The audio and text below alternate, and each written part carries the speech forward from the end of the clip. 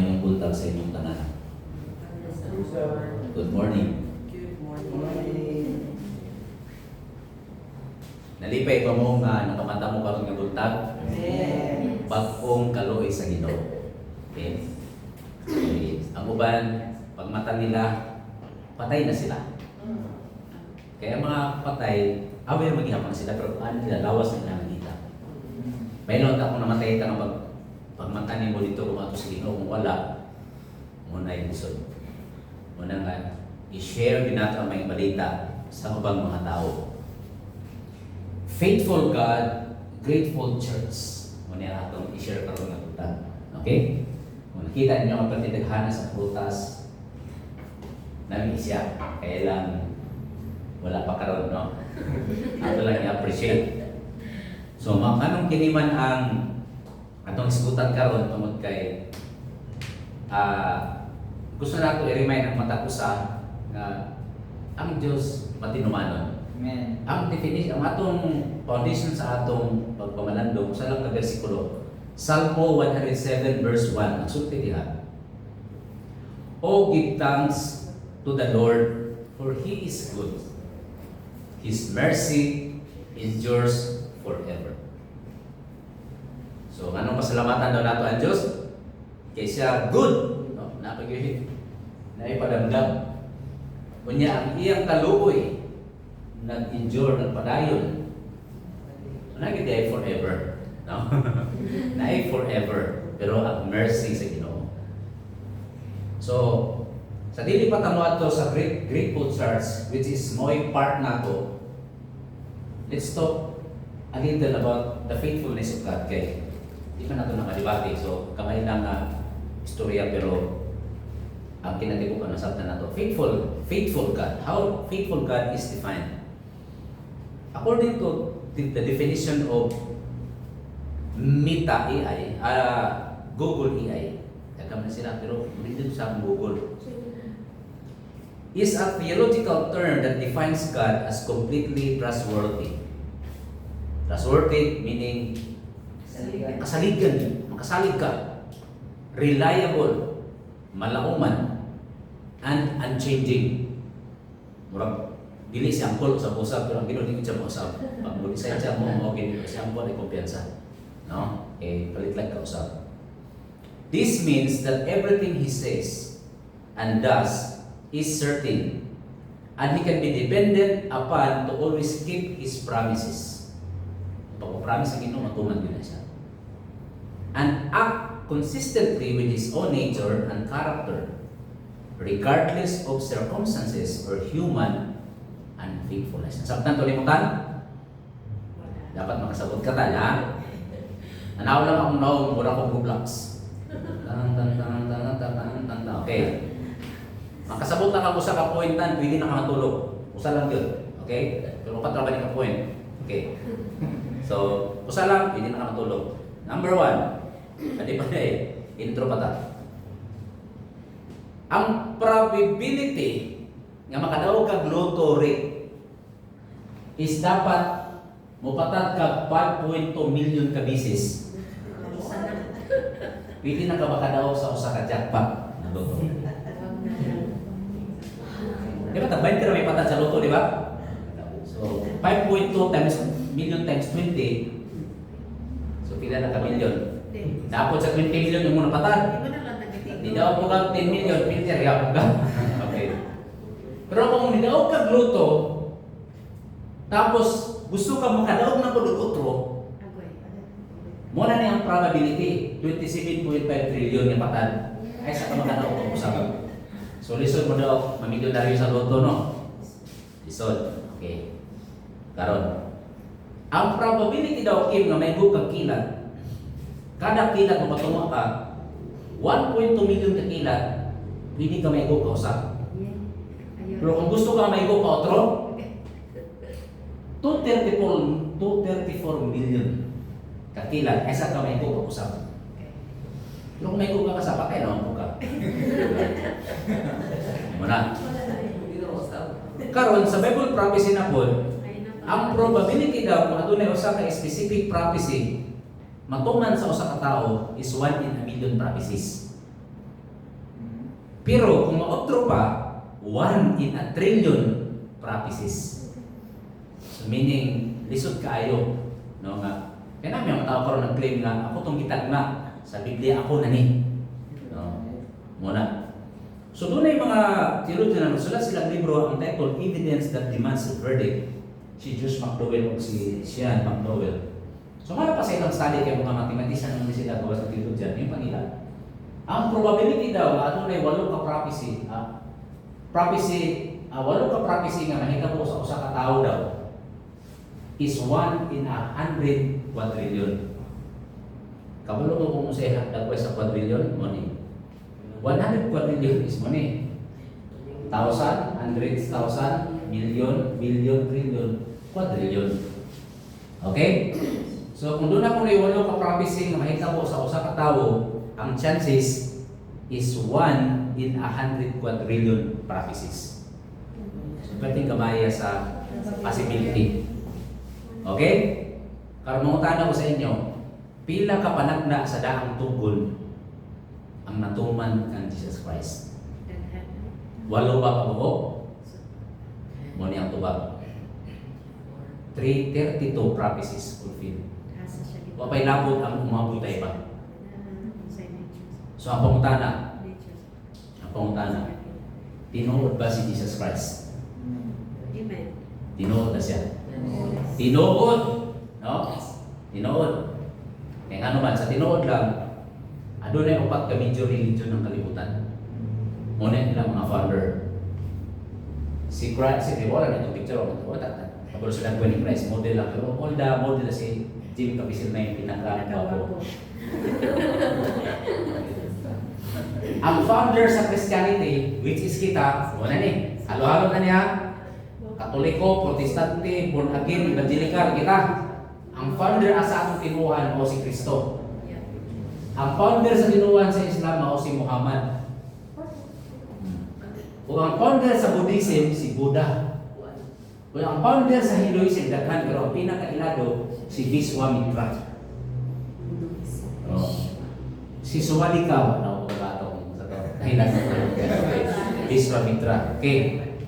Ya, kabalo ba mo? Kini 4 ka founder sa 4 major religions, nangamatay na silang tanan. Pero out of 4, usa yun ang namatay na lubong, pero nabanhaw pa usap. Ang atong Ginoo. Wala kay palakpak diha.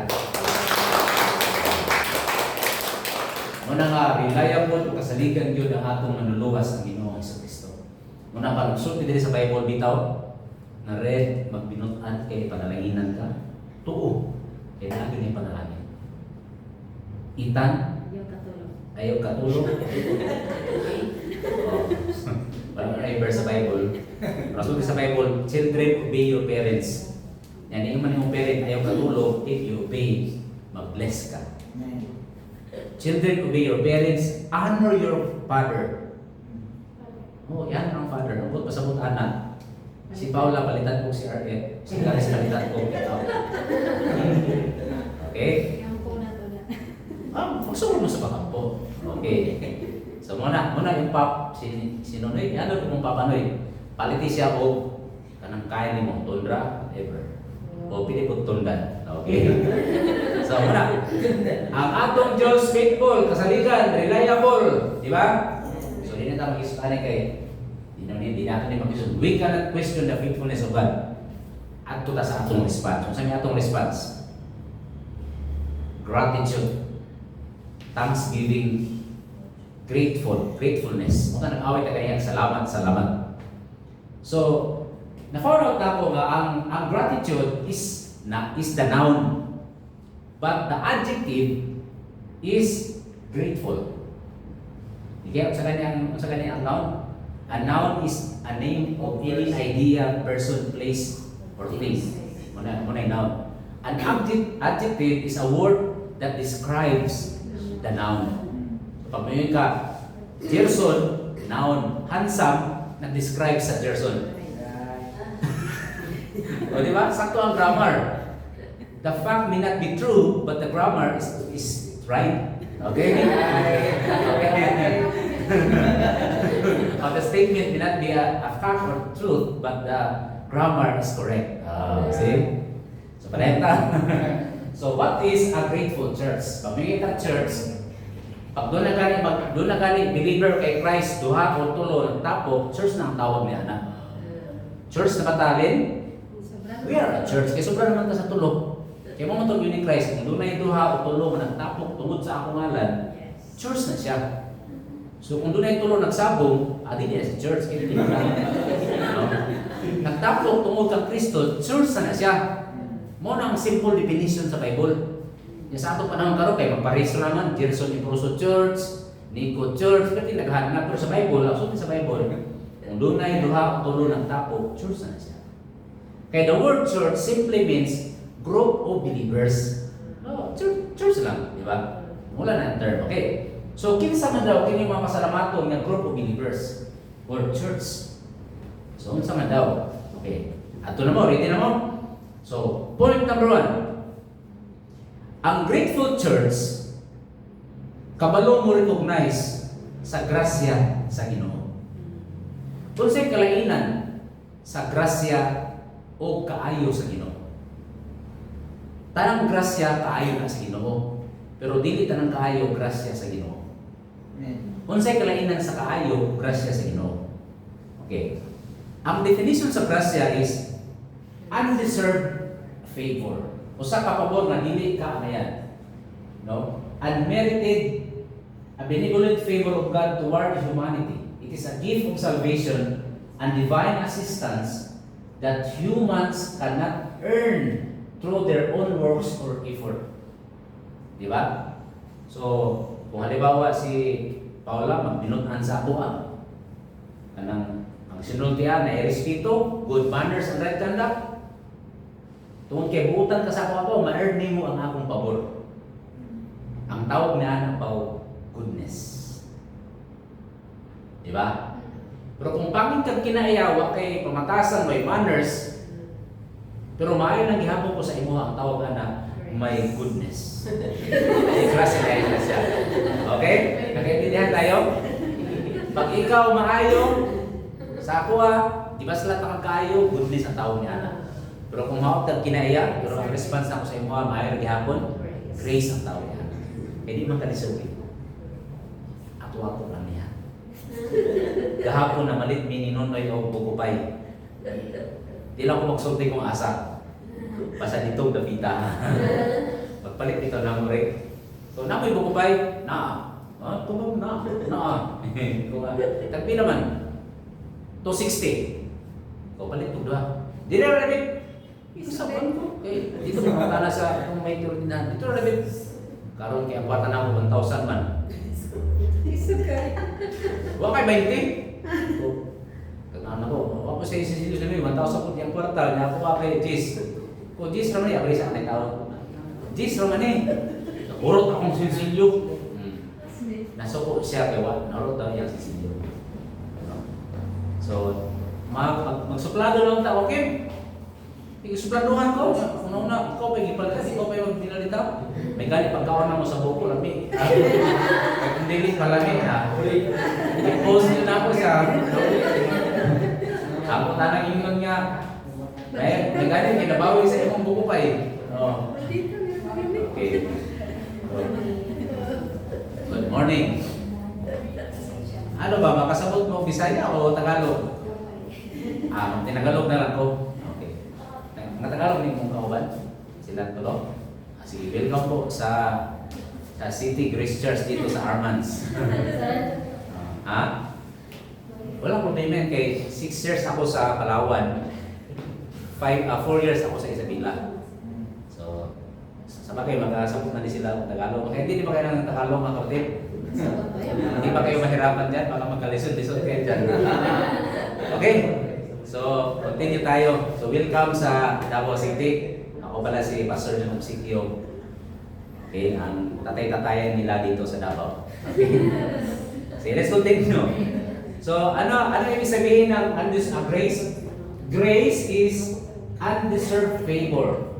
Pabor na hindi bagay sa iyo. No? Pero binigay pa rin sa iyo.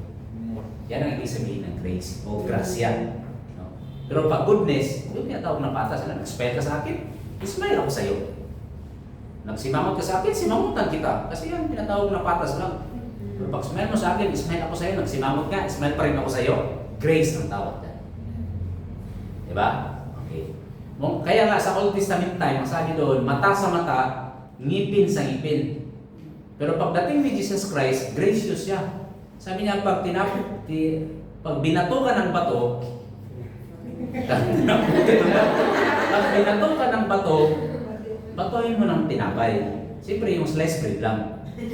Huwag yung maramuna kayo, matigas man yun. Okay, so, yan ang grace. Star. Ay, sa yung star bread. Oh. Lalo na yung bahaw. Matigas na matigas. Okay, so let's continue. So, tingnan nyo, example ng graciousness ng Panginoon. So, samtang naglakaw si Jesus, madulong sa Jerusalem. Saan yan? Automatic translate ka AI. Habang naglalakad si Jesus papunta sa Jerusalem, dumaan siya sa boundary ng Samaria at Galilea. Millennial Bible. Sa pagpasok niya doon sa isang baryo, sinalubong siya ng 10 mga tao na mayroon nakakadiring mga sakit sa balat. Okay. Sa ibang translation, may sakit na leprosy. Sangla. Okay. At nakatinig lang sila sa unahan, sumalayo. Kasi sa Old Testament time, kapag may taong may sakit na leprosy, talagang doon siya palansa, hindi sila pwedeng lumapit. Tapos pag binasa ko sa Leviticus, pag may narinig sila mga tao na parang dadaan sa kanilang daan, sisigaw sila na, marumi, unclean. Sabi nga during the old times, mayroon silang belief na lalagyan daw ng mga maliit na bell yung kanilang paa. Kasi pag naglalakad sila, tingog ba? Tingog. So malaki ko yung may leprosy. Ganun. Marami bawaan na sila. Actually, during sa mga 60s, 70s, mayroong isang municipality sa Palawan, yung Kulyon. Sa buong Pilipinas, nung wala pang cure yung leprosy, lahat ng may leprosy, doon ilalagay sa Kulyon. Ano ba dahil? Ano ba na? Ano siya? Contagious. Contagious din siya. Oo, contagious siya. Pero siyempre ngayon, may ano na siya, may gamot na siya. So ito yung picture yan. Actually, masyadong malapit na yan, pero dapat malayo yan.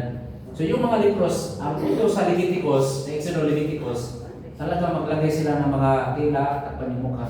Kasi yung palang nung unang panahon, pag may lepros ma-deform yung mukha, yung ilong nila. Ito yung ito yung nangyari. May facial disfigurement. Minsan, namamagay yung mga skin. Yung lion-like faces, kanang yung mukha parang lion. Maging parang lion kasi ganyan yung mata. Di ba si Aqua ba? Ginaganyan si Aqua. Parang yung pusa kami si Aqua, ginaganyan. Kaya siya, sayang. Ano siya pa? Contagious pero dapat prolonged exposure. Nose destruction, hair loss, eye damage, limb deformities and damage, loss of sensation, tissue resorption, and shortening. No? Kaya pala parang matunaw. Paralysis and contractures. Ano yan? Ang medical term na yan. Okay. So, noong unang panahon,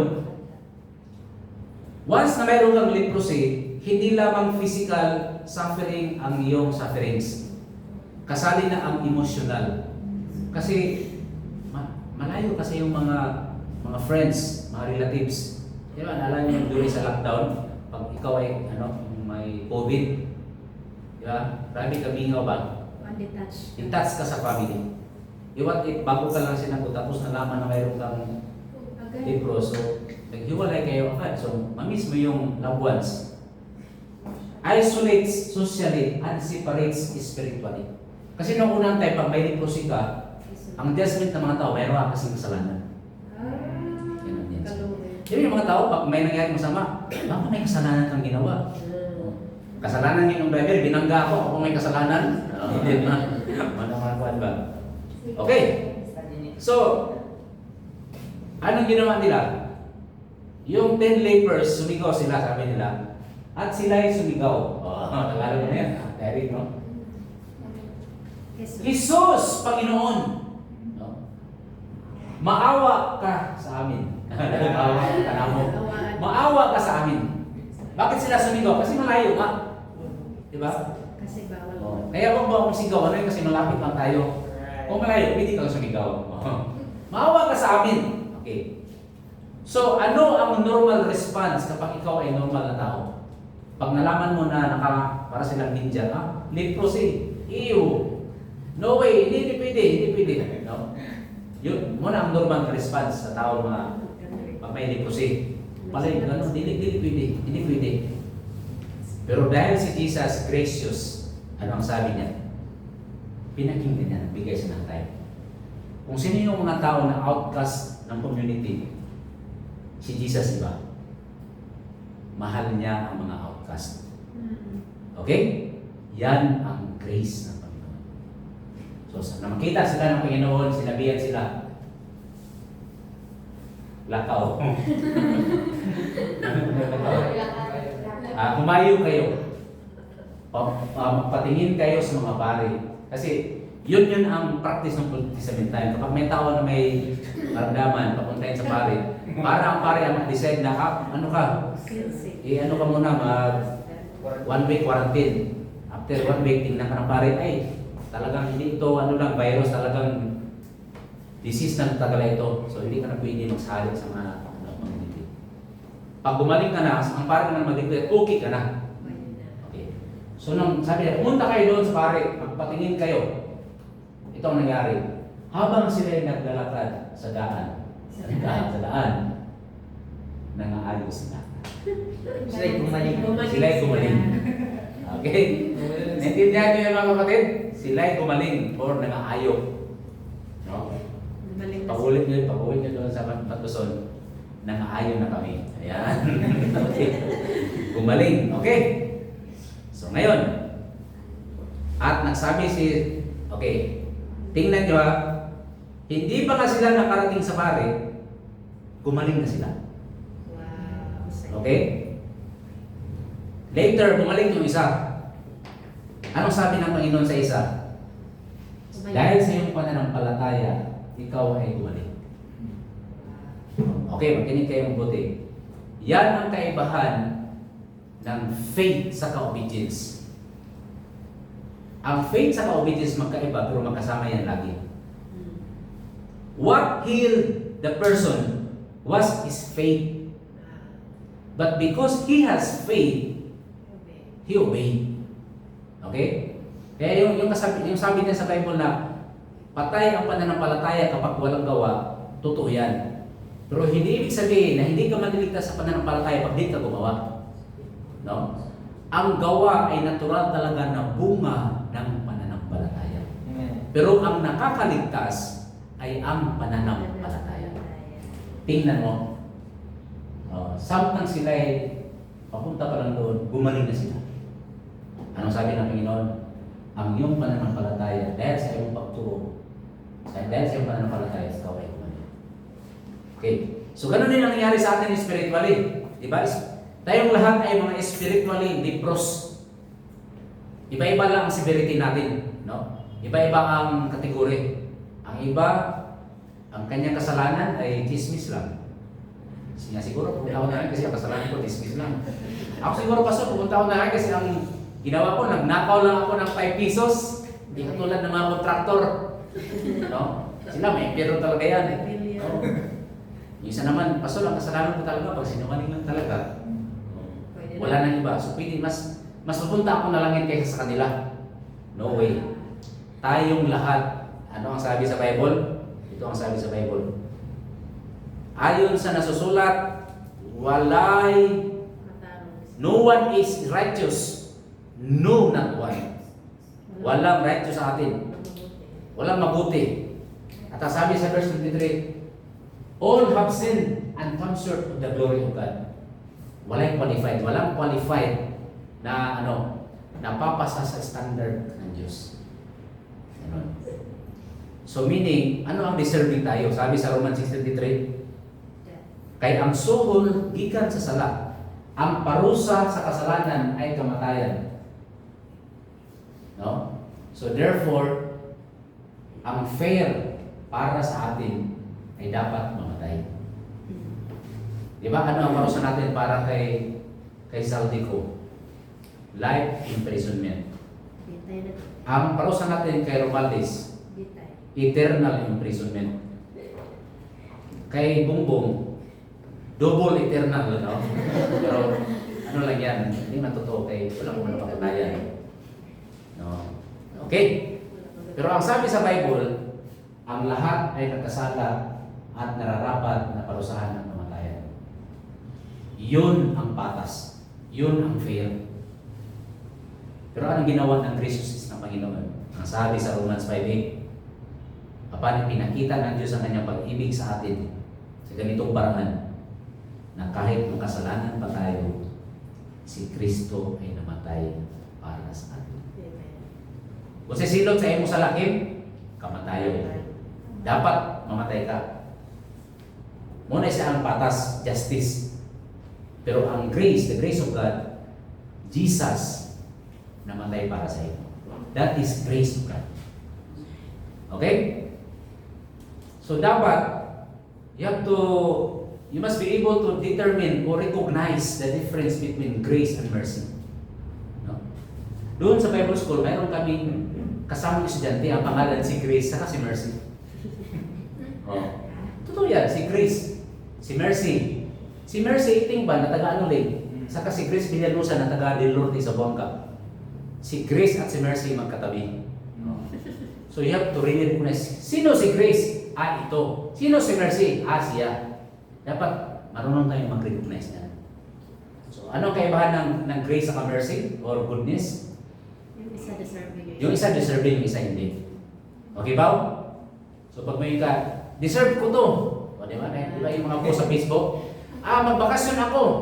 Mag-travel ako around the Philippines kasi deserve ko to. Talaga. Yan karo kay, ang dami nang babayarin. Yan, deserve mo yan. Okay. So, hindi ang ibig sabihin natin, we do not deserve the goodness of God. Dapat tayo mamatay. But Jesus died for us, and that is grace. So the first way, no, the first characteristic of a grateful church is, ano yun? Recognizes the grace of God. Okay? So pag ikaw ay nagtanim, umani ka, goodness of God. Pag ikaw ay nagsipag sa pag-aaral, goodness of God. Pero kung sinagot ka niya, grace yan. Yeah. Okay. Hindi ko lang nakakalapat si Red. Okay? Okay, let's continue. Okay. Sana. Okay. Number, tingnan nyo sa Lucas 17:15. Out of 10 lepers, di ba? Undawi pa lang sila, lumaban papunta sa pare, na, gumaling na ako. Gumapon na ako ulit. Oh. Sabi sa verse 15, nung makita niya, pagkakita ng isa sa kanila na gumaling na siya, bumalik siya kay Jesus at nagpasalamat. Yung siya hindi nila na-recognize, no? Kita mo yan, no? Yung iba pare-pareho sila nakatanggap ng grace, pero 1 out of 10 hindi naka-recognize. Isa ka ba sa 10 na na-recognize? Sana. That is gratefulness. Number 2. Everybody, sabay-sabay. A grateful church honors God in word and deed. Okay? So, mahalaga talaga na magsabi tayo ng thank you. No? So, si Nico, si Red, si Bridget, nagsabi naman kayo ng thank you sa mami ninyo. Thank you, ma. Okay. Magsabi talaga kayo, no? Lalo ka na karis. No? Paulitan, no?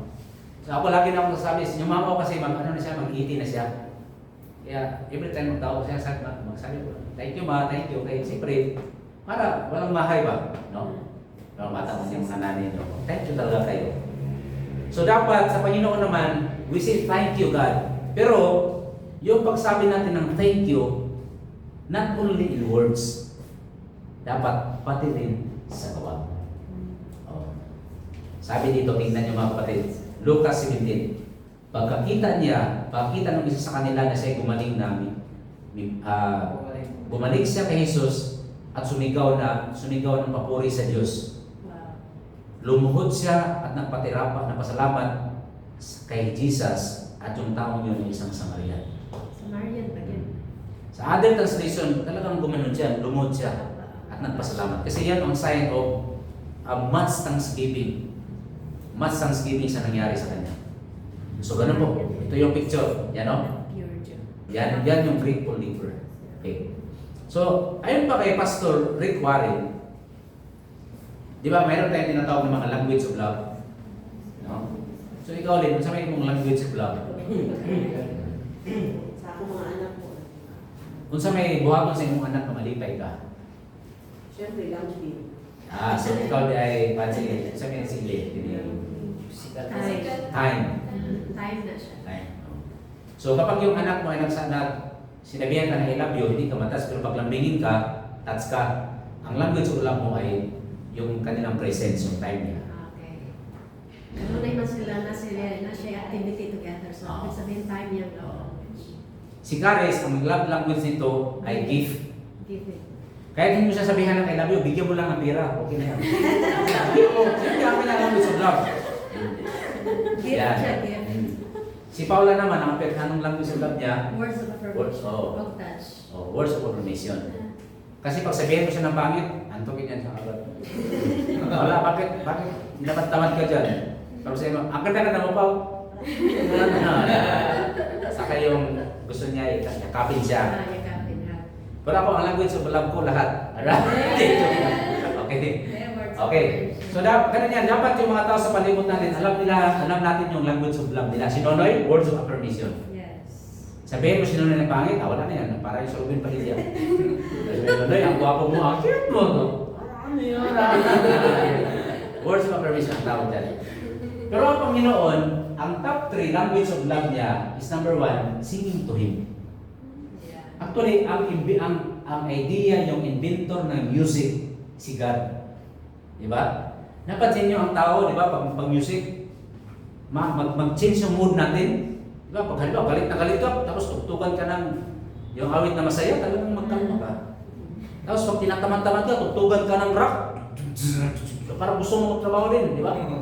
Tingnan mo yung sa unang panahon, pag may gira, di ba may banda, tugtugan yung mga sundalo.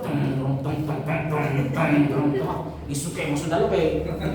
Yan, sa music, pero kung gira siguro yung tugtog mo.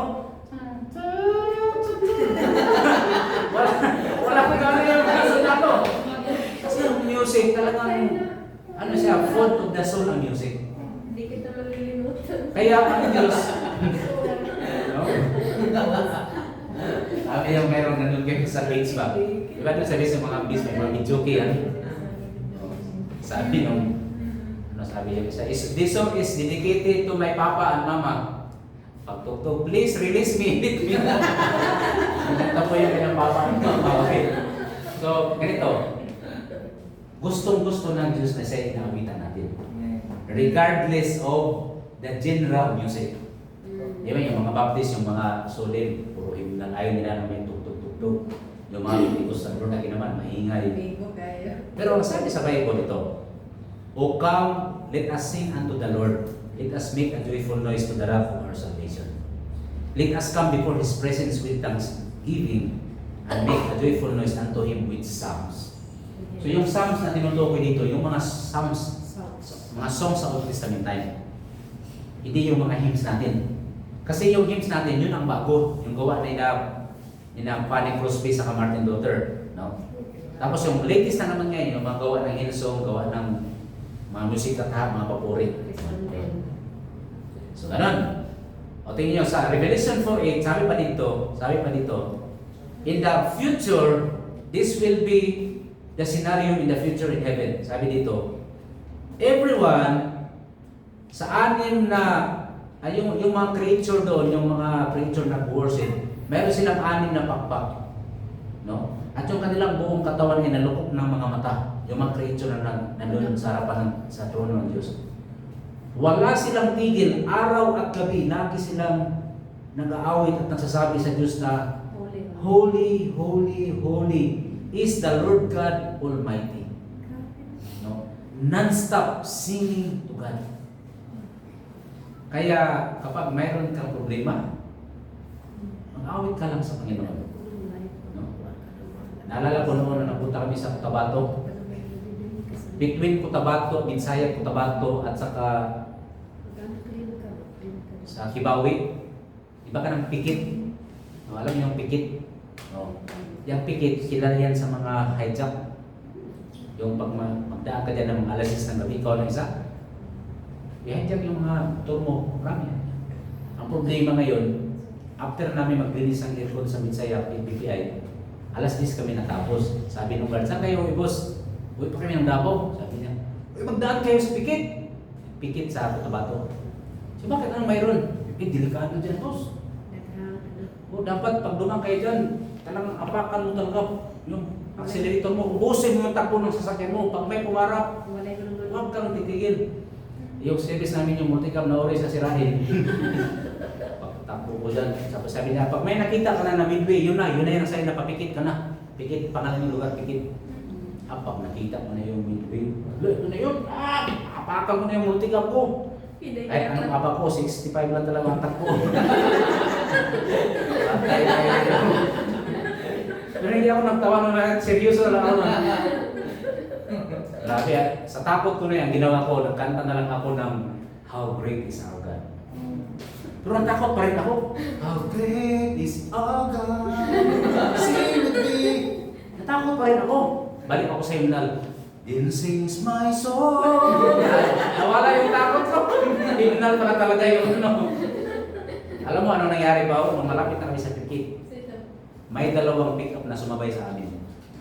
So nakita ko talaga yung nakasuot. Kasi yung mga email pala, nagsuot sila ng mga sundalo, paparahin ka. Pero mga email din sila. So wala pumara sa amin kasi para kaming convoy. May dalawang pick-up sumabay sa akin. Kasi yung dalawa pala naghanap din ng kasama, kaya takot din sila. Di takot na kami. Pareho. Bilis tayo ako, bagal ako. Sirain talaga ang multicam na yun. Dalawang list namin, binoverall yun. Yung unang multicam namin, first car. Yun ang first car namin. Pagdaan ng kit, iniwan ako ng dalawa. Pero wala na yung lagpas na kami. So, yung mga worship song, yung mga praise song, it really helps. Ako, pag marami akong utang, yung babayaran ko, ang naisip ko talaga awit yung It is well with my soul. Hanapin niyo yan sa YouTube. Ang ganda ng mensahe. Hymnal yan. Kasi yun kasi ang mula na sa mama ko, hymnal. Alam niyo, ano naman hymnal? Yung mga hymns? May alam ko bang hymns? Mga bago na tayo. Yun ang It is well with my soul. Awit naman yan, grabe ang ganda yan. Malimutan mo talaga yung problema mo. Pagkatapos ng awit, hindi na naman yung malimutan mo. But it helps. Okay? So, the language of love of God, the language of love ng Panginoon, number one, singing to God. Kasi pagdating natin sa langit, talagang we will sing to the Lord. Yun ang gusto ng Panginoon. God created music for His creation to sing to Him. Kasi God is a musical God. Diba? Tingnan mo, kahit nga mga German, no? Diba ang mga German, mga tigasin yan? Di ba yung mayroon kaming Bible man naman na pag German daw yung God created twinkling star, di ba? Pag Hawaiian, God created twinkling star. Pero pag German, God created twinkling star. Matigas pero kanta pa rin. Musical talaga ang tao. Kahit di ba? Kasi yun nga, musical ang gumawa sa atin. So let's go. Ngayon, pangalawa, ang next language of love ng Panginoon ay giving back to God. So, paano tayo magbigay? Okay. 1 Corinthians 9, 1-4, you give to God by giving to God's workers. So, sino ba yung mga God's workers? Yung mga pastors, yung mga missionaries, yung mga Bible teachers, yung mga workers ng Panginoon. You give to them. 2 Corinthians 9, 1-14, giving to the work of God. No? O magbigay tayo sa yung, di ba? Nagbigay tayo, nagkabili tayo ng mga gamit, di ba? Oh. So, ganun. So, 1 Corinthians 9:1-4, ito yung nakasabi sa verse. Di ba sabi dito, hindi ba nyo alam, na yung mga nagtrabaho doon sa templo, sino ba yun? Yung nagtrabaho sa templo? Sa unang panahon, yung mga Levites at mga priest, kumukuha sila ng kanilang pagkain galing sa templo at sila na mga nagtrabaho doon sa altar ay nakakatanggap ng share sa mga offerings doon. Sa mga offerings doon, customer pala, sa mga offerings doon, hindi ba alam na yung nangyayari in the Old Testament time? Yung mga Levites and priests, yung kanilang livelihood ay galing sa mga tithes and offerings noon. Okay, pagdating sa verse 14, sa ganung paraan din, in the same way, the Lord has commanded that those who preach the gospel should get their living from preaching the gospel of God. Ang ibig sabihin niya, anak, katulad ng mga nagwali sa Word of God, dapat mabuhay sila, doon sila mabubuhay sa mga bigay ng mga nakikinig. Okay? Okay? So, of course, yun talagang pwede kong tanggapin sa inyo. Kaya lang may ninegosyo ako, dito, ano lang, gawin na lang natin yun sa mga care groups natin. No? Okay? So, you are not really obligated. Pero kung magbigay kayo, walang problema. It so happen lang na ang inyong pastor ay may negosyo. Pero kung magbigay pa rin kayo, okay pa rin. No? Hindi ako nagpaparinig, ha? Okay. Okay, so muna siya. So, bakit binibigay natin sa tao na ang Diyos man ang bigyan natin? So sabi ng Diyos, ibigay niyo yan sa akin by giving to my workers. Ganun talaga kaya, siyempre, Lord, anong bank account mo, Lord? Di ba, pwede sabihin yun. So, ibigay mo yun kay Lord, you give to God by giving to His workers. So, yan mga kapatid. We are a grateful church, honors God in word and in words and in deed. So, hindi lang sa salita. Talagang may ibigay ka, di ba? Di ba, sabihin ko sa Eugene, I love you.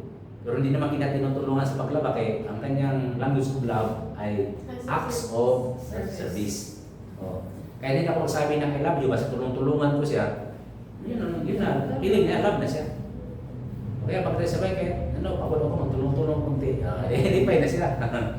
Pero hindi mo nabigyan ng pera. Okay. Okay, act of service man. Okay, hindi man give. Okay. Okay, let's go. So karon punta tayo sa number 3 na tayo. A grateful church, everybody basa. A grateful church cast away murmuring. So ibig sabihin, yung gratitude, yung gratefulness, hindi pwede magsama sa mga murmurers. Ano mas Tagalog yung murmurers? Reklamador. O, di ba? So sir, reklamador ka ba rin? Si Diego man ang gumanon. Okay. Si Paula, reklamador? Okay. Hindi masyado. Hindi masyado. Okay. So, kayo, gusto niyo ba kasama yung mga taong reklamador? Hindi rin masyado. Pagbigyan mo tubig, ano ba itong tubig na ito? Ba't di malamig? Oh. Bigyan mo rin, bakit malamig? Gusto ko mainit. Oh. Bigyan mo ng kape, bakit mapait? Lagyan mo ng sugar. Bakit ang tamis? So, puro reklamo, di ba? Oh. Yung kwento. Sabi yung husband, ano gusto mo, dear? Kahit ano, ang gusto mo, yun din ang gusto ko. Nag-order yung mister ang manok, o ito, chicken. Bakit yan? Di ba sabi kahit ano, gusto mo? Kahit ano, wag lang yan. So, puro reklamo, di ba? Ano nangyari dito? Okay. Wala na, nagreklamo na. Okay. Hindi ako nagreklamo na. So, a grateful church cast away murmurings. Okay. Ganito mga kapatid.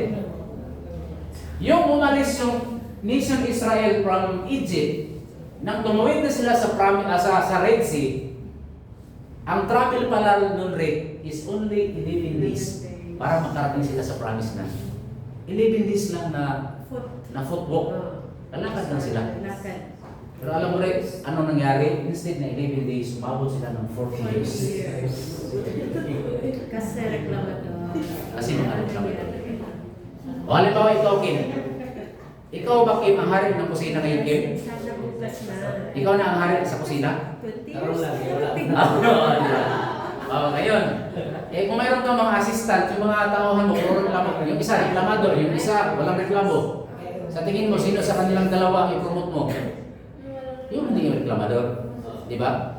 Kasi usually yung mga reklamador, mga tamad. Pero Pero yung hindi nagreklamo, kahit anong ito, oy, kunin mo yung asin, kunin mo yung sugar, o lagyan mo ng paminta. Sige, painitin mo yung tubig. Yes sir, yes sir. Tapos yung pagkaisa niya, totoong sir talaga. Hindi yung, yes sir, yes sir. Hindi gano'n. Dapat, yes, no? Oh. Kaya pag inutusan ka pa, Pao, labihan mo ang pantalon. Yes, papa. Yun yung niya. Maliit na ko, no? Dapat, no? So, yung mga, di ba, pagtabi nila doon sa Red Sea, grabe ang milagro ng Panginoon. 3 days later, nagutom sila. Sabi nila, Panginoon, Moses, dinala mo lang kami dito sa wilderness para patayin sa gutom. So, nag-praise Moses, Lord, bigyan niyo po sila ng pagkain. Anong ginawa ng Panginoon? Pinadalan sila ng mana, yung bread from heaven. Yung mana, parang flour lang din yan siya. Pero ibang klaseng flour kasi para siyang ano yung vitamin? Sintrom. From A to Z na vitamins. Pag kinain mo yung mana, kumpletong vitamins yun. Biscuit na ano? Yun ang mana. Flakes? Flour. Yung ano ba? Parang flakes na siya, ice flakes. Oh. So, habang kumakain sila, grabe, kumpleto yun. Yung mana from heaven. Pag kinain mo yun, kumpleto ang sustansya yun. No, na hindi mo na kailangan, di ba, pag magkain tayo, di man balance ba yung kain natin, palagi ng rice, saka pagkain na bulad, ano yung sa English? Bilad. Tuyo. Tuyo. Oh. Lagi na tayo kumakain ng rice, saka tuyo. Rice, tuyo. Anong mayroon tayo? Iron lang. Saka ano yun? Iron and carbo lang. Iron ba yung tuyo? Iron ba ang Wala. tuyo? Soap lang. Sakit sa buwan. Wala sustansya. Sustansya bulad. Pag fresh, disustansya. So pag fish may protein. Appetizer, lagyan na siya. So pagka lagi ka lang kumakain ng rice at tuyo, wala ka talagang sustansya. Carbo ka lang talaga. Carbo ay So dapat pag kumain ka, meron kang grow, glow foods. So meron kang meat, meron kang carbo, meron kang vegetable, meron kang fruits. Yun ang tinatawag na balanced diet. Pero yung manna from heaven, kumpleto yun. Mura nag-symptom. Oh, A to Z. From E to Z. Pero ano ang nangyari sa Israel? Reklamo pa rin sila. Oh, walang dulon. Wala bang ulam dyan? Sabi na ni Moses, Lord, ulam daw. So, ang ginawa ng Panginoon, inutusan yung mga crane, yung mga pugo. Hindi parang yung mga pugo. Tapos bigla silang pag nakita yung mga Israel, bigla sila sa Israel. Israel! Gawin nila, prito nila, may ulam na sila. Sabi na ng Israel, walang coke! Wala pa ng coke noon.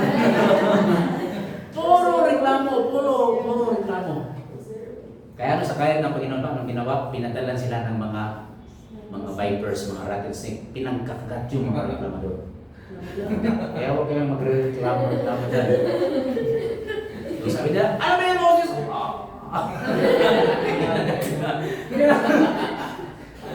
Yun ang nangyari sa Moses namin. Kaya pagkatapos na nag-pray na sila, Moses, maawa ka. Sabi mo sa Panginoon na pagalingin kami, nangamatay na yung mga malamin sa buhay, kinagat ng viper. So nag-pray na si Moses, Lord, maawa ka naman sa kanila. So sabi ng Lord, sige Moses, maawa ka ng yung statwa na yung bronze na ahas, ilagay mo sa po, tapos iangat mo, tapos sabihin mo sa kanila na yung nakakat ng ahas, tumingin lang, gagaling. Wow. Kasi yun ang illustration yun ng kamatayan ni Jesus. So ginawa ni Moses, nagawa na siya agad. Tapos mayroon siyang yung bronze na na ahas, ilagay sa bronze, tapos itinubo yung pinas niya. Sabi ni Moses, yung mga nakakat dyan, tumingin lang, gagaling kayo. Yung iba na nakapag-aral ng medicine, hindi maniwala. Anong titingin? Ang kailangan namin anti-venom. So yung mga hindi maniwala, patay sila. Pero yung naniwala, tumingin ka, Kim!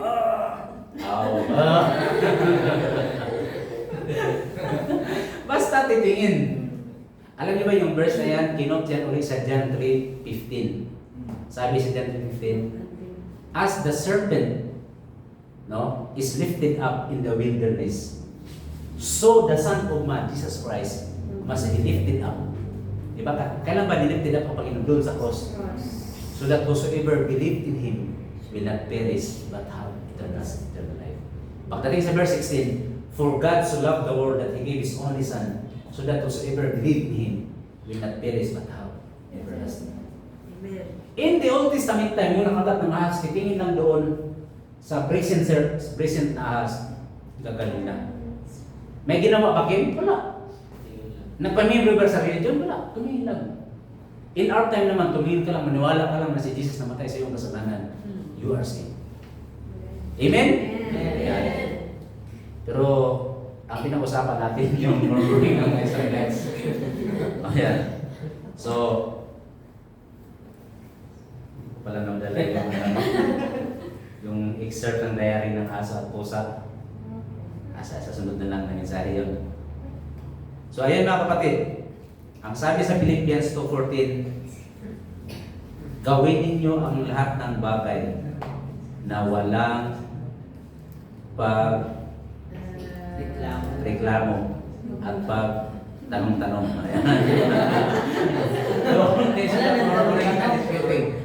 Walang tanong-tanong. Basta word of God, mag-obey ka na lang. Amen? Amen. So, murmurings and ungratefulness cannot go together. No? So, ito totoo nangyari sa bahay. Si Paula, binilhan. Huwag ka malala pa, safe ka. So, si Paula, binilhan ko ng cellphone na yung repo lang ba, yung galing sa phone shop. Ang original amount nun, siguro mga 50, pero nabili ko lang ng mga siguro mga 9. Kasi slightly used siya. So yun, tapos yung binili ko naman doon, kasi usapan namin di pala, pag nakapag-ipon ka ng pera, kung ilan ang naipon mo, dudublihan ko yan, makabili ka ng cellphone. So ilan yung naipon mo? 5,000 yata? So nakaipon siya ng 5,000, dinagdagan ko, nabili yung isang cellphone. So mayroon isang cellphone, mahal na mahal niya yung cellphone niya ngayon.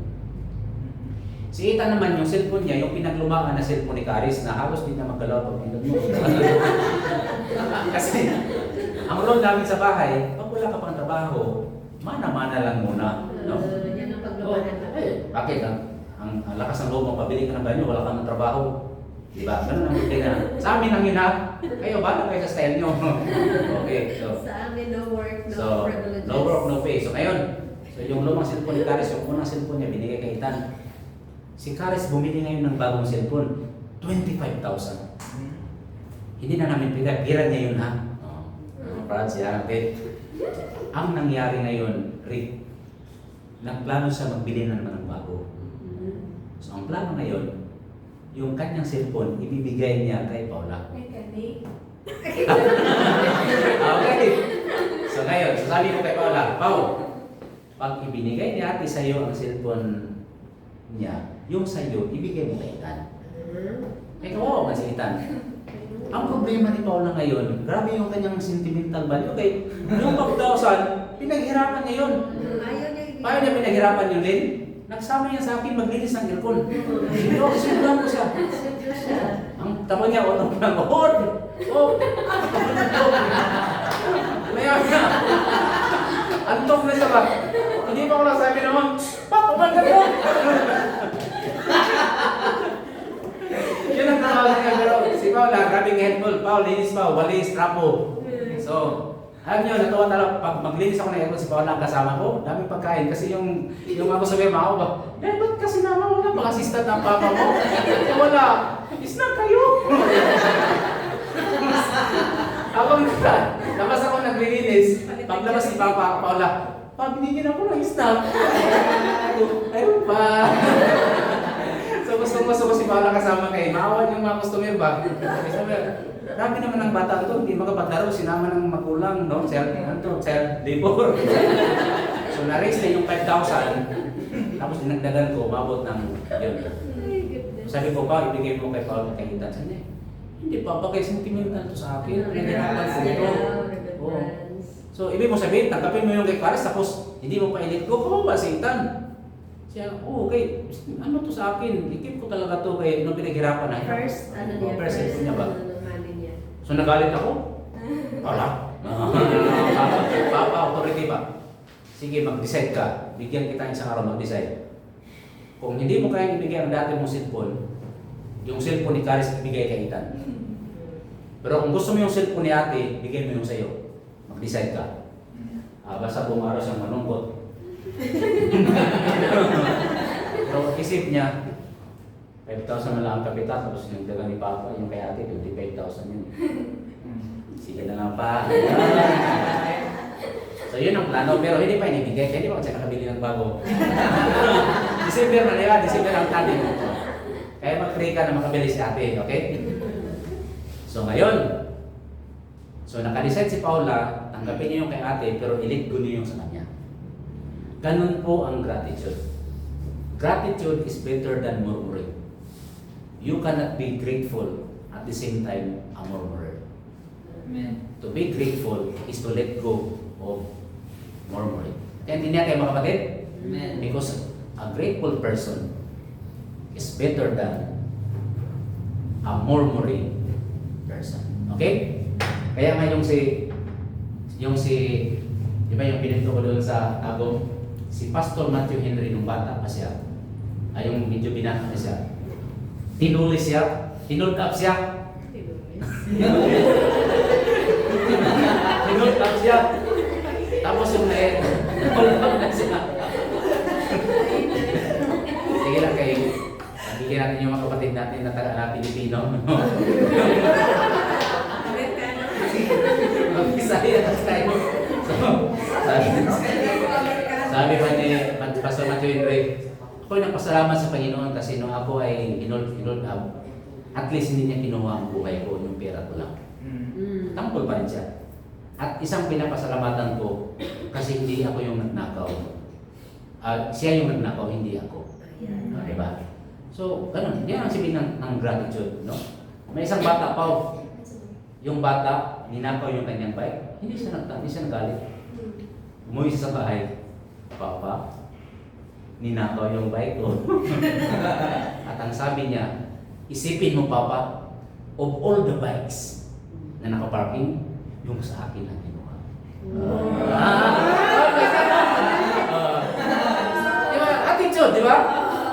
Kaya yung tao na grateful, nagpapasalamat, talagang anak talaga siya.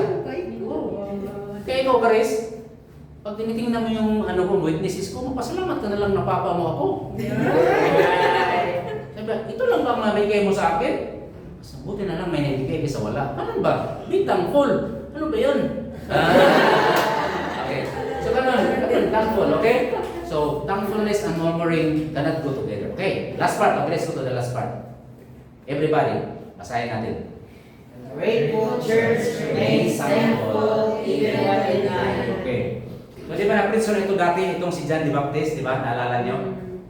So, anong kwento ni John the Baptist? Si John the Baptist ay pinsan ni Jesus Christ. Magpinsan sila. Tapos, si John the Baptist, ayon sa prophecy, someone is going to preach in the wilderness, preparing the way of the Lord. And that prophecy in the Old Testament fulfilled in the life of John the Baptist. When John the Baptist came, kaya yung kanyang damit ay camel skin ang kanyang damit. At hindi siya pwedeng kumain ng kahit anong except honey. Yun lang ang kanyang diet. And locust. Ano yung locust? Yung malalaking... Yung maglukso-lukso ka sa... Tipaklong, pag malaki, locust yan. Yung sa mga sabot, tipaklong, pero pag malaki, locust. Sa Isabela, ginakaon na. Yung doon kami sa Isabela, baligyan sa palengke. Nasa palengke, Mga dagko kayo ng mga apan-apan. Locust for sale. Grabe na ang putin yan, no? Pagkain doon. Doon kami sa mga lugar, ay pagkain doon na talaga ma-exotic. Okay. So yun ang diet niya, locust and honey na camel skin ang kanyang damit.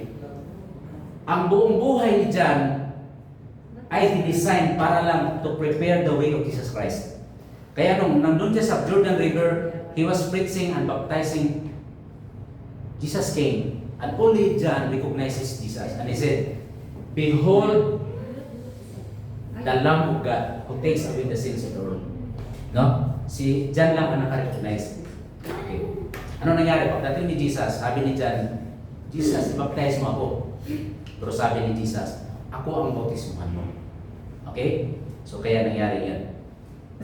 Tapos, after that, si John, itong si King Herodes, yung Hudiyon si King Herodes, ang nangyari, yung kanyang kapatid na si Philip may asawa.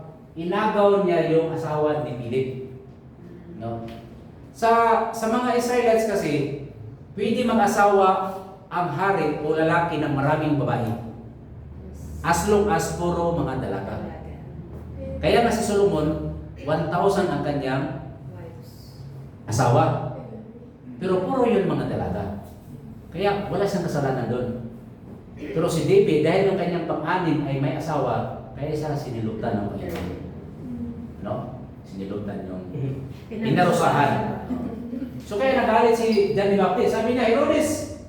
No? Tingnan mo yung, ito yung John talaga na totoo, yung kanilang wapo yun. Ito yung John talaga, Kaminsky, no? Pinuntahan niya si Herodes. Herodes! Mali ang ginawa mo. Kinonfront niya si Herodes. Nagalit yung babae, sabi niya, pakulong mo yan. Kaya nakulong si John. Di ba? Iba na naman ang dami. So ngayon, anong pakiramdam mo? Propita ka ng Diyos, nagbaptize ka kay Jesus, ginawa mo yung tama, pinakulong ka. Anong maramdaman mo? At first, smiling na si John. So walang problema. Jesus is my cousin and He will save me. Pero anong nangyari? Hindi siya binisita.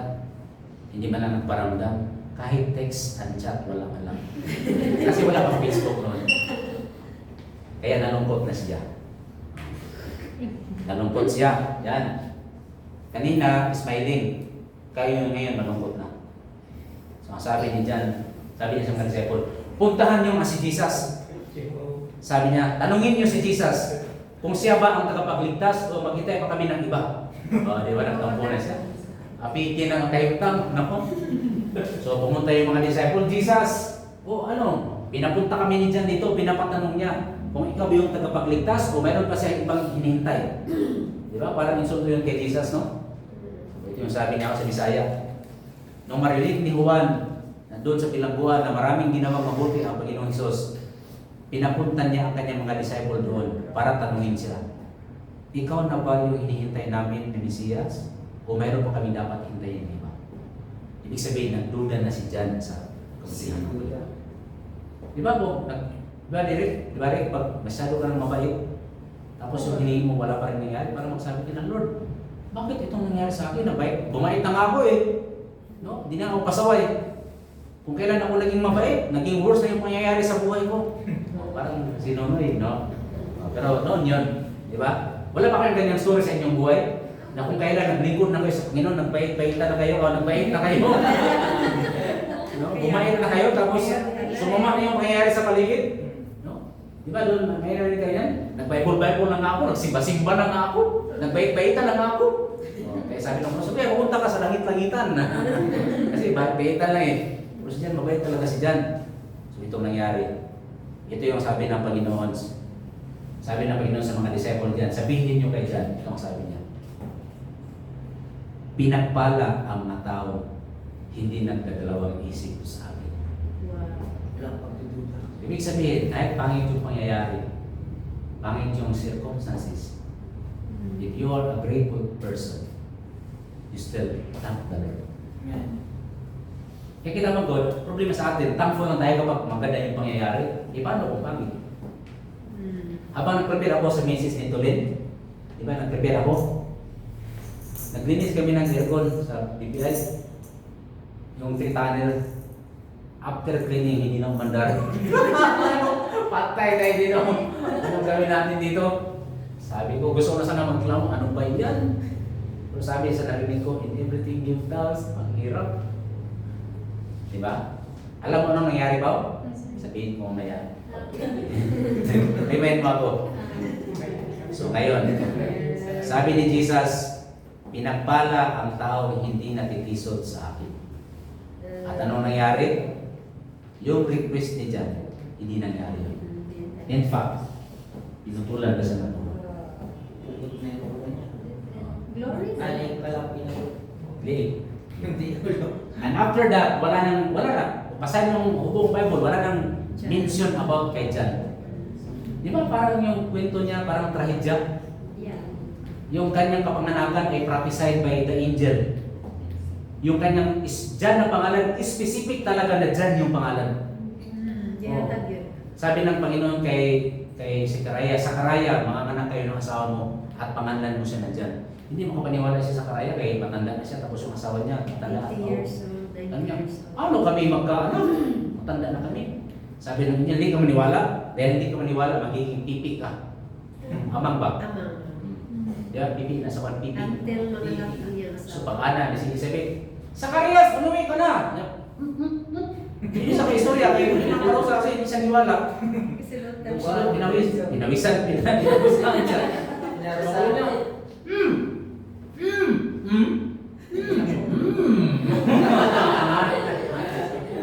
So, ano na to? So, pagsulat, anong ipangalan natin sa anak natin? Kinabuntis naman siya. Ano pangalan natin? Si Tom? Sabi ni Zakaria. Ano yung pangalan? Jefferson? Nonoy? Hindi siya. O ito po sa kapit, isulat. Jan.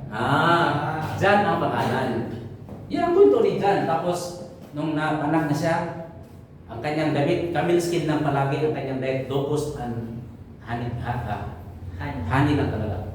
Because he is prepared to preach about the Lord Jesus Christ. Hindi, putulan lang sa nangli. Hindi man lang binisita, hindi man lang pintuan ni Jesus. Unfair, di ba? So yun ang kwento ni Jan. Gusto kong dagdagan ko yung kwento. Nakita sila sa langit. Ito ba ito sa Bible? Pero yun ang theory ko. Makita sila sa langit, sabi ni Jan. Grabe ka naman insan, hindi mo man ako dinalaw. Tapos yung request ko, hindi mo man ang pinayagan. Ano ba yan? Di ba? Tapos sumagot si Jesus, sabi niya, ako nga din. Nag-request din ako sa God the Father, sabi ko, Father, kung pwede, huwag na lang akong matay sa cross.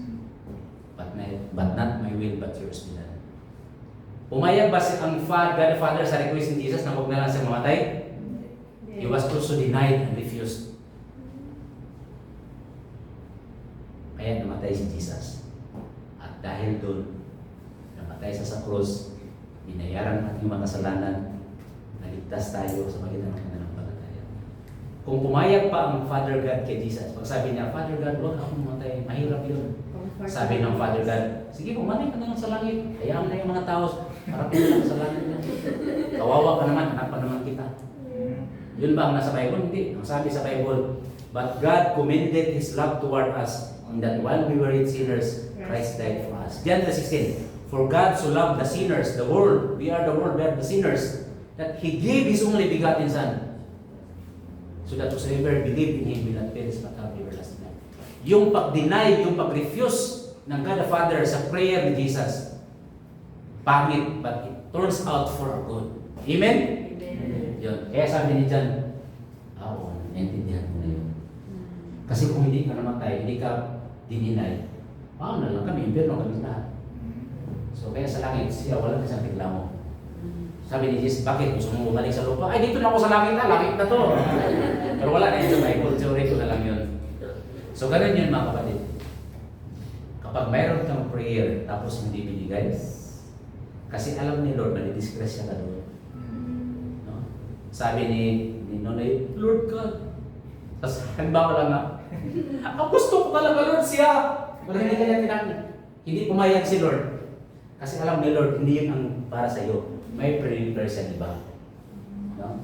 Kayo ba, Bridget, nakapunta na ba kayo sa mga psychiatric patient? Nakapunta na ba kayo doon? Ngayong sebo. Kaya yung mga nurses kasi, yung mga medical student, pupunta yan sila sa mga ganun, sa mental hospital. Habang yung mga estudyante daw, nandun sila sa mental hospital, di ba, doon sa mental hospital, sa mga, yung mga rooms na malapit sa ano, yung mga mild lang, pero yung mga worst doon na sa malayo. Pagpasok daw nila pa, mayroon isang ano, yung may problem sa mental, sabi niya, Gloria, Gloria, Gloria, mga ganyan-ganyan. Sabi ng siyente, ano mangyari sa kanya, Dok? Yan kasi yung tao na naligaw kay Gloria tapos binasted, kaya nasira, ganyan siya. Wow naman. Ngayon, pagdating nga doon sa namin, yung mga worst na yung mga nakakadina na, Lola! Lola! Ganyan-ganyan na. Sabi niya, ano nangyari sa kanya, Dok? Siya yung sinagot ni Gloria.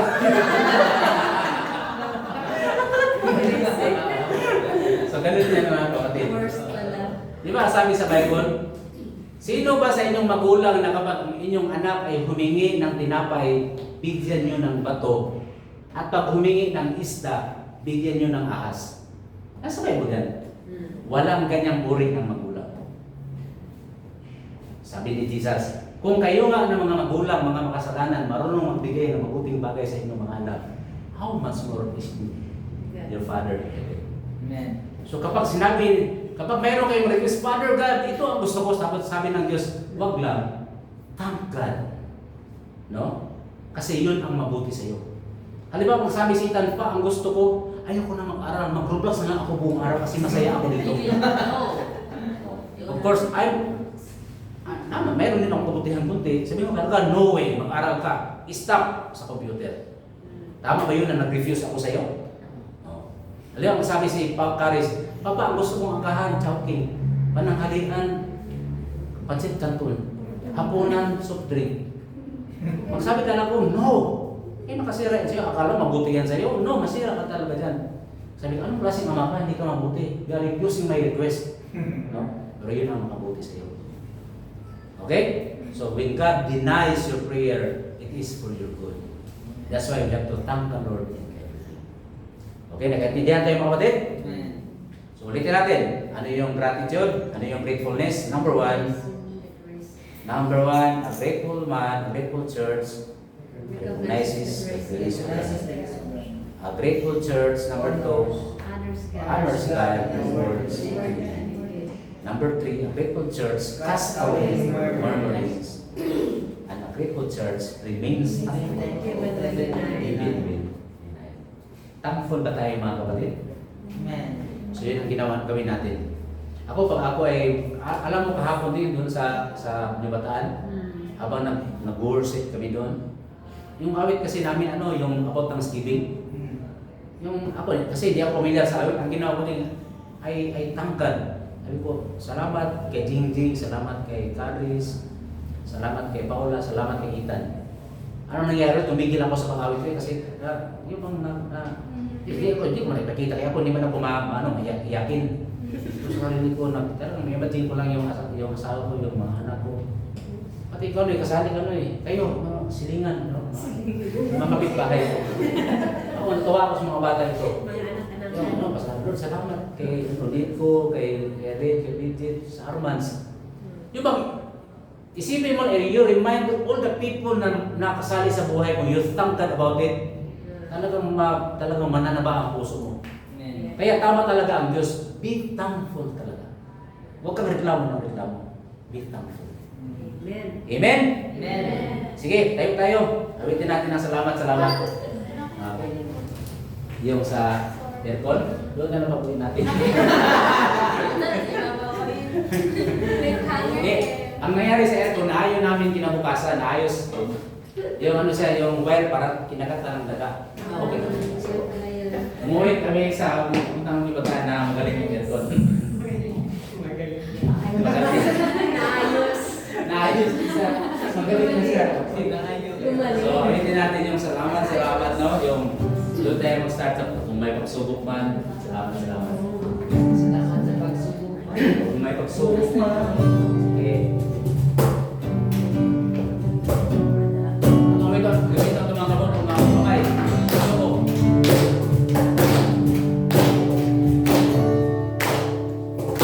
kung may pagsubok man, o kagitan, ako ay may lalapitan.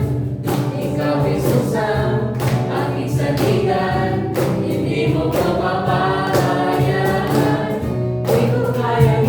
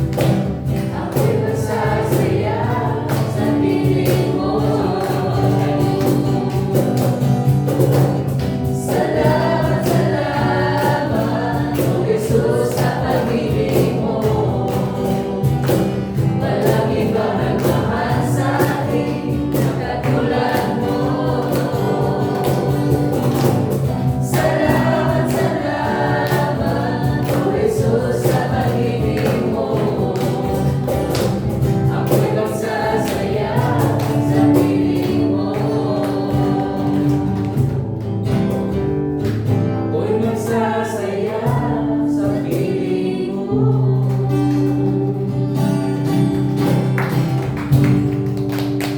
O God, salamat kayo, O God, sa inyong pagmamahayo.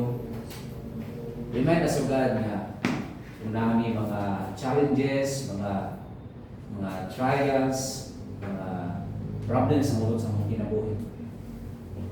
Remind us, O God, that the greatest gift, the greatest blessings that you have given us is the Lord Jesus Christ. Walay makatukong, O God, sa himo ni Jesus. Sa mga ikumpara sa among mga problema, ikumpara sa among mga pagsulay. Yung ginawa ng aming Panginoon Jesus, yun po ang the greatest of all blessings that you have given us. That's why, O God, we are always thankful. We are forever grateful to you, O God. We pray, O God, as we go home, we go to our workplace, sa school, sa community namin, we pray, O God, teach us to be a light and salt. Yung mga people surrounding us, they will see in us the attitude of gratitude. We are grateful in everything. We are grateful in every circumstances, knowing that you are a faithful God, you are a reliable God. You will keep what you have promised to us. O God, our prayers na sa week na ito, O God, na kuyugi kami, O God, ang pingi kami, imong presya kaloy, mga uban ka namin. Ikaw, Lord, makatago sa mga kinangganon, mag-aayos na yung mga balandinan. Imong grasya kaloy, yung mga uban ka, ang pingi ka namin. Karoon ng pagmasamahan, ug ang grasya sa Ginoong Kristo, mga paglindayan sa Dalang Espiritu, mabuhat ka nato. Karoon hangtod sa pagkatapos.